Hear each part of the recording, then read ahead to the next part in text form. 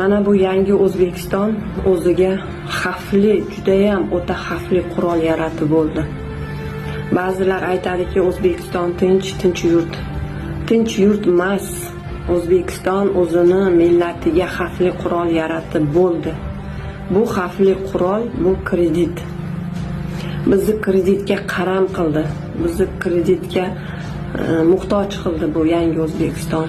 Bizni yer osti boyliklarimiz bo'la turib, bizda shuncha imkoniyatlar, shuncha sharoitlar bo'la turib, bu yangi O'zbekiston bizni shu darajada azoblayaptiki, hattoki mana qarindosh urug'chilik o'rtasida sovuqchilik tushyapti. Ota bola, ona bola ajrimlar soni ko'payapti, yetim yesirlar soni ko'payapti mana shu kredit orqasidan. Buni hech kim mana shu qurolni yo'q qilishga hech kim kirisha olmayapti. Buni hattoki bizni dardimizni eshitmayapti. Xalqdoshlarim, millatdoshlarim, biz o'zimiz birlashib xalqaro sudga chiqmasak, bizni ahvolimiz judayam kundan kunga og'irlashyapti. Yangi O'zbekistonda bizni eshitadigan rahbarlar yo'q endi.